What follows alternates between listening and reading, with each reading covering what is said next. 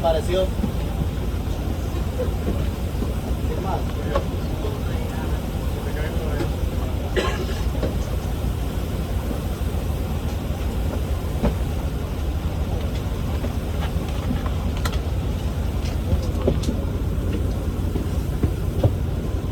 ¿Por qué no bajas tú, Lucas? ¿Ah? ¿Por qué no bajas? Él no tiene el Yo equipo, tengo ¿no? el equipo, se Ah, vaya.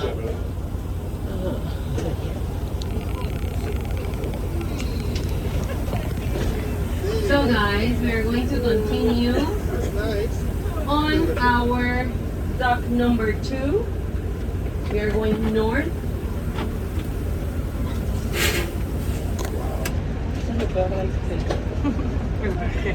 Lo voy a usar para que me haga la profada.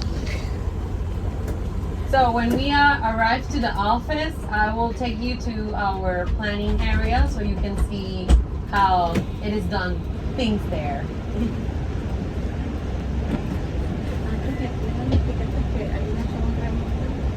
See, I was telling some of you that we have some yard cranes that are operated remotely. The plan is to have full remote by the end of this year, the 11th. But for now, we have the half of it. Wow. That is already being operated remotely from our office. So I want to show you that too. That would be cool. It's like playing video Because games. I was supposed to say that. With a joystick. It's with a joystick, Like yeah. a joystick. Yeah. Check like what's inside the container. Well, yeah. For example, if customs identify some, let's say, container that looks suspicious, we have a new scanner that is designed for that purpose. But that let's say the check is made by customs. It's like there are a lot of like stowaways that A what? like stowaway. Like a person that sneaks on the containers. Personas. No. I think that the major challenge that we have, let's say in general, in ports in Panama, it's drug.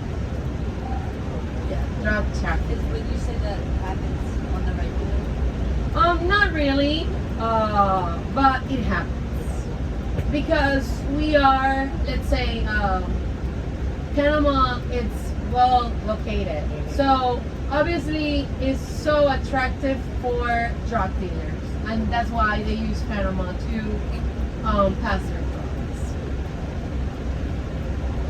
Just to add up, that's the reason why we have a strong relationship, like a strong bond with the United States. We have the coastal guards from the United States that patrol once in a while. The DEA also. Yeah, the right. DEA is here. Exactly. Also, they're around here because they have, they have the intelligence information which they're able to scrape out a lot of information of potential activities that are illegal activities that may be impacting like a normal cargo operations. And in that case, when they have that suspicious, they will approach to the different ports in order to do a deeper scan to ensure that it's really that's what they are suspecting about the drug dealers or not.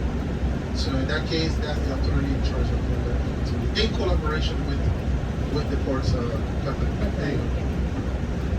What's the craziest thing you've ever found in a container? Ever happened? Well, we have a fatality last year. It was from, let's say, a third party.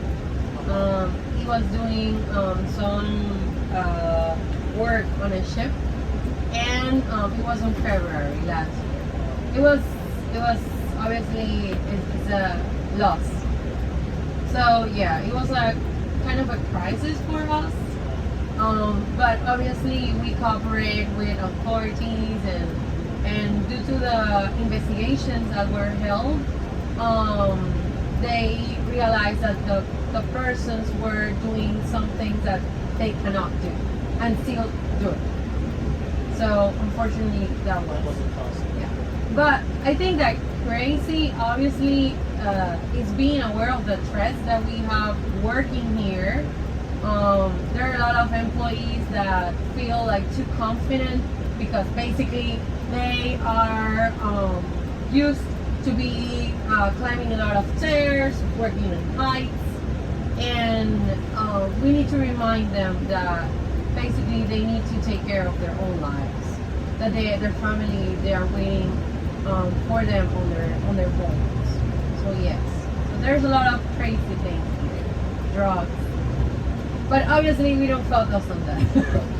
Or we try to not focus on that, but we are aware that this is something that is part of working in a term.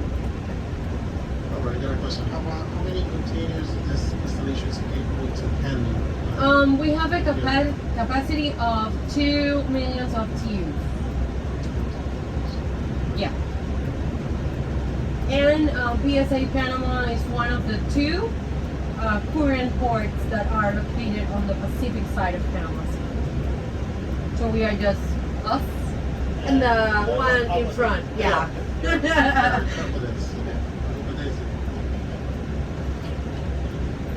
Any other thing that you want to know?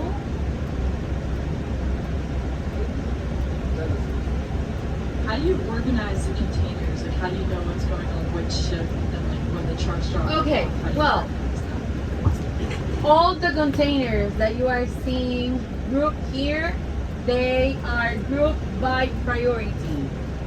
Our yard planning team, they have a system called AYA that basically is automated and gathering some info. The system tells all the, let's say, the officers how they need to group the containers. But the containers are grouped by priority. For example, it's not the same cargo that needs to leave the terminal on a vessel that is going to depart than others that have more days here. But we try to have our cargo like no more than 10 days here. Okay, going to that second one, it means that, well, behind that priority, we have a set of rules in order to convey all that bundle of priorities factors, Yes. so that it helps you to stack up adequately these containers. Yes. Okay. You'll see a lot of reefers on these cars because we have more plots on this side than the ones that we have on the other part that we passed through.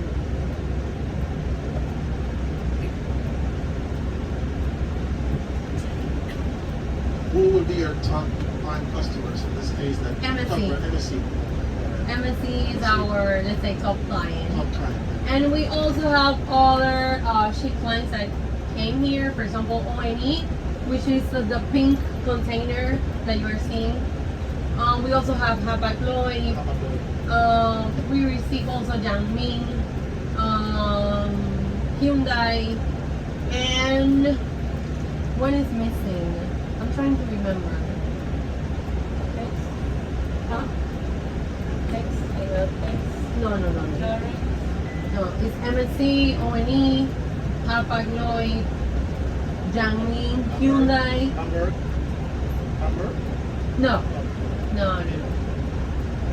No Hamburg, no Mercs. They go, They go with them. yeah. Has never been any, has never been any situation in which, for AOB reason, have tried to collaborate, like, just wondering. Yes. We're not like, we're not like public enemies. Right, exactly. But Because, for example, if when all the things were causing troubles over there, a lot of their clients asked us if we can take their cargo because they were closed. right, So it's not that we are public enemies. Right. We collaborate if it's needed, but obviously our business is kind of different than what they receive over there. For example, it's not that we don't receive, but we do mainly transloading. They receive Roro, which is they receive vehicles Vehicles, right. because they have more space to do so. right. But I see that they have containers there as well. Yeah, But the main for business sure. would be the road. But they have, let's say, another variety of services. Business and service. There you go. These are the plugs, the reefer plugs. How do you charge companies like that like to make money? You mean the tariffs? The tariffs? I was saying like how do you guys like the company make money off like the companies you charge them for like container or something? Yes. Well, I'm not from the commercial area, but they are the ones that set the tariffs for the ship lines.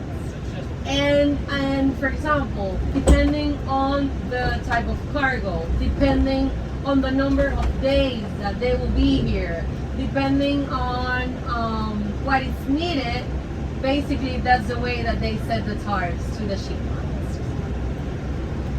And obviously the ship lines manage their own prices for their local clients or so on.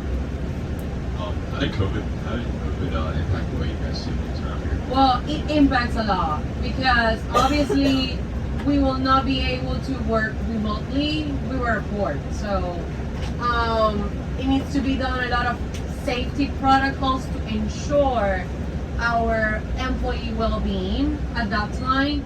But obviously our operations were affected because we were not being able to do the things that we do right now.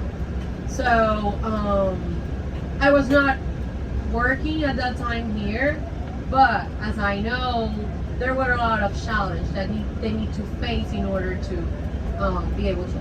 So now the RMD is operating, so you can see basically how it will grab a container. Look at that. That's the one. That one is automatic. I think no. That one is being operated. It has an operator. Yeah. It has an operator on it. Ah, yes, has a cabin there. All right. Well, you know me, they have the cabin. They will pick up the cargo and put it on this truck. So the sound that you are hearing is an alarm that all the equipment here has for safety purposes. When you hear that alarm, it needs to you need to be away from the equipment because it says that the equipment is being operated. Right. So all the truck drivers, they need to stay all the time when they are on the yard on their trucks. They cannot go down.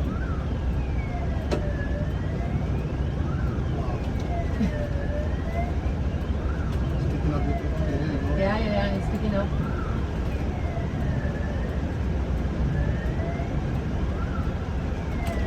I think that one is operated. I don't see no one.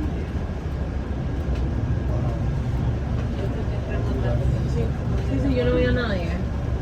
There you go. Ah, You said that it's a very dangerous industry. Like, what makes it so dangerous? why? Because we have equipment. We have, for example, our lashers that are the ones that need to remove the locks that the containers have on the vessel, so they don't move. That's really dangerous. So when you enter this industry, you need to be aware that you are going to work with a lot of threats or dangerous things. But obviously safety, that's why it is so important. But yes, I think that the first one is mining. So the locks have So I have a question. Yes. So like when looking at some of the cargo here, I noticed that some of them say Mediterranean shipping.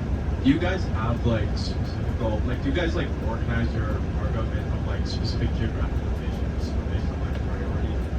Yes, they are all grouped by priority. Okay, some of them they are empty containers. So we have a specific section where we have all the empty containers. But there are other parts, for example, the ones that you are seeing on your right side, that basically this bar is for all for reefers because that's where we have all the plugs.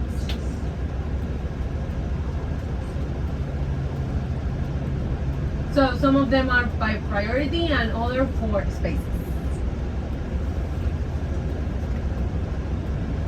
Do you have like an IMS that tracks where each container, individual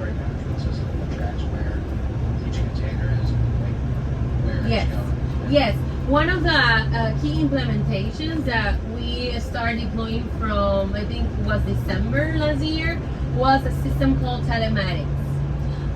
That they are installed in our prime movers.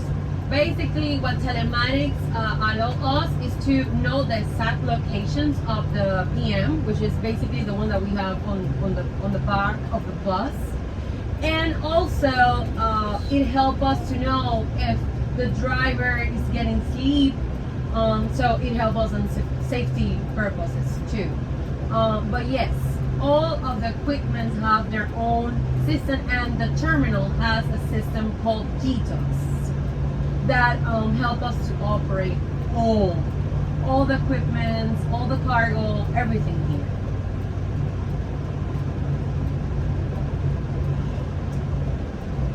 Tengo una pregunta. Bueno, Sí, claro. Sí, claro. Ajá. no sé si ya hablan al tema porque la verdad es que vengo muy concentrado acá. Pero, ¿cuál es el costo unitario o por decirlo así en masa por el almacén de contenedores o si esos contenedores son de tránsito lento y de tránsito rápido?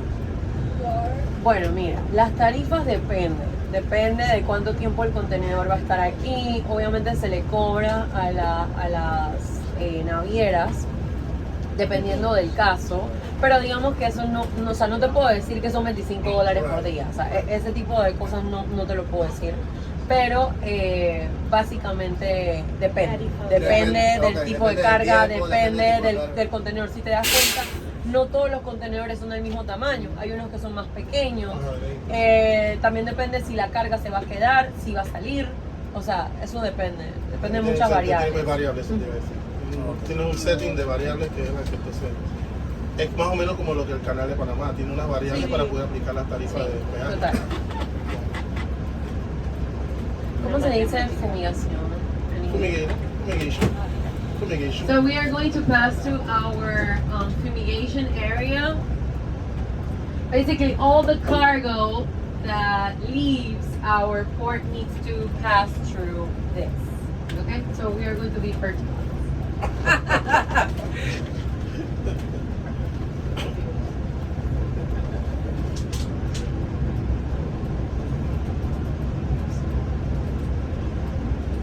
Entonces tú tienes que, te voy a tener que dar mi correo para que tengas el contacto de correo de la... Sí, yo sí lo mando por WhatsApp. Ajá, sí. Lo vas a mandar una vez porque no sé. Sí.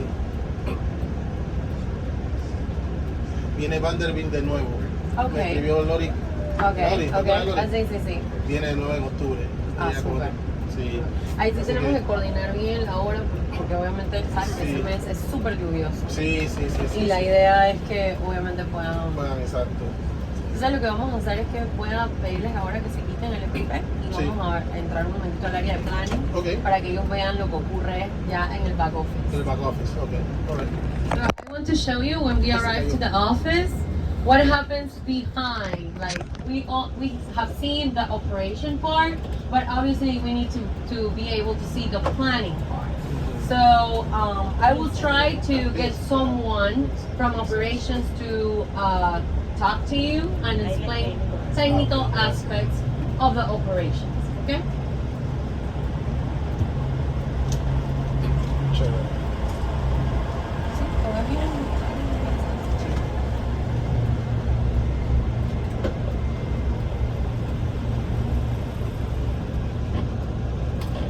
Ese transloading es dejar carga aquí para que entonces otro buque venga y lo recoja. Correcto. Ese transloading puede ser que, por ejemplo, ya sea que traigan la carga de Manzanillo, por ejemplo, y tengan que el buque está acá, ellos lo traen por vía terrestre y lo dejan, o que venga en un buque de tránsito, que es un feeder, y entonces lo pone en otro. Dentro. Ok, transloading. Como también hay También hay situaciones que contenedores dejan que se quedan aquí, Sí. por ejemplo, tipo que van para el costo, Ujú. traen ropa. Claro. Entonces, pero eso nada más es el 6% de nuestra operación. gran El volumen otro realmente es transloading. 94% es transloading. Transferencia. Wow. Somos como si fuéramos un aeropuerto. Un aeropuerto, Te vas sí. aquí, Sí. agarras. Y hacen connecting. En transbordo. Transbordo. de tour. En la mayoría de los casos de transporte, bueno, eso ya sería un poquito más de estadística que pudiéramos más adelante tener, hacia qué destino realmente se van muchos de Aquí, bueno, depende de las rutas de las Pasen buen día, navieras. Gracias. Gracias. Muy amable. Depende de la